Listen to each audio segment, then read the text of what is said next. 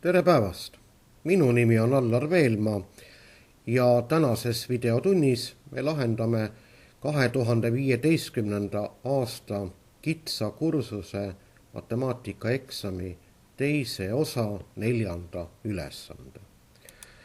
Vaatame siis seda ülesannet, protsent ülesanne ja kaheosaline.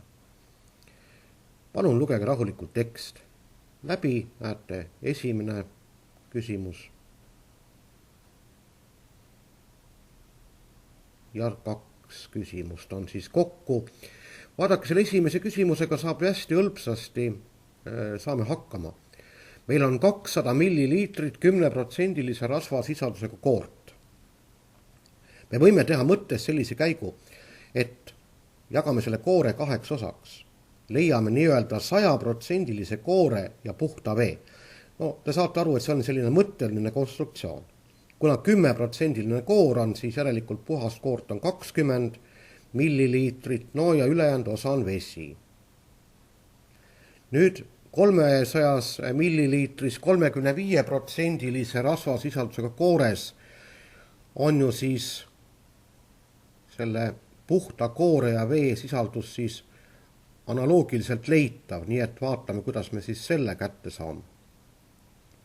300 milliliitrit seda koort meil on, nii et 35% ehk siis 105 milliliitrit on meil siis nii-öelda päris koort ja 195 milliliitrit on vett.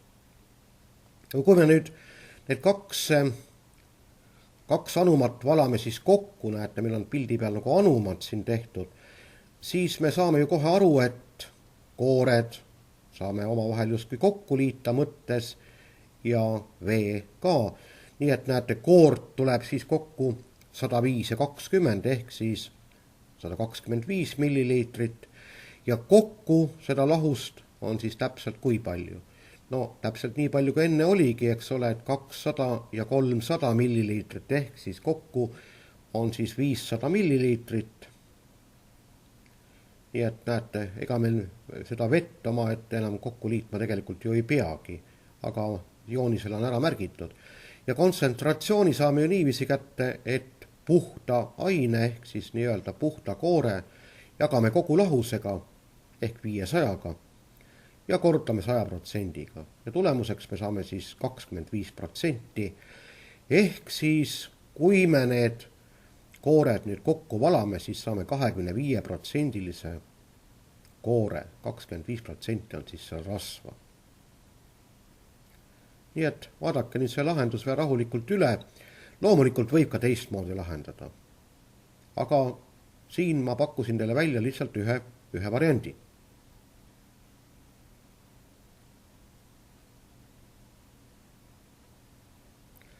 Nii, ja nüüd siis teine ülesanne.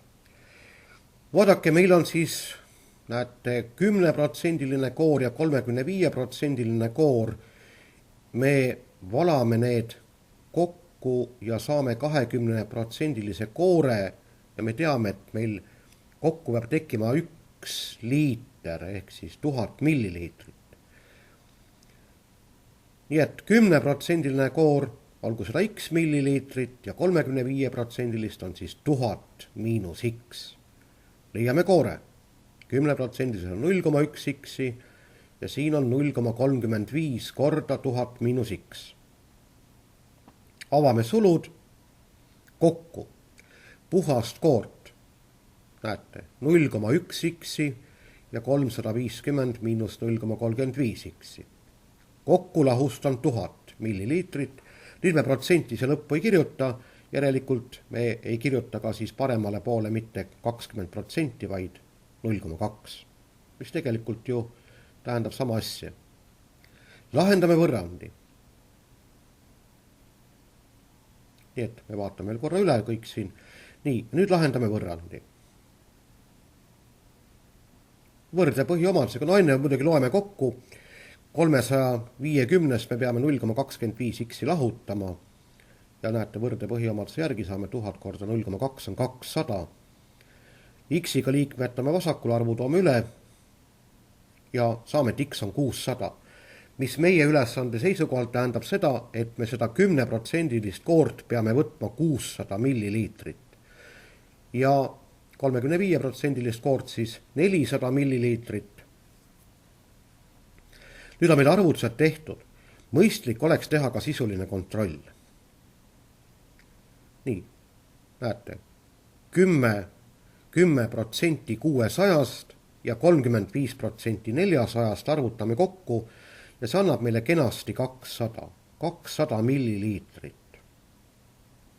Ja see 200 milliliitrit moodustab 1000 milliliitrist kokku ju 1/5 ehk 20%.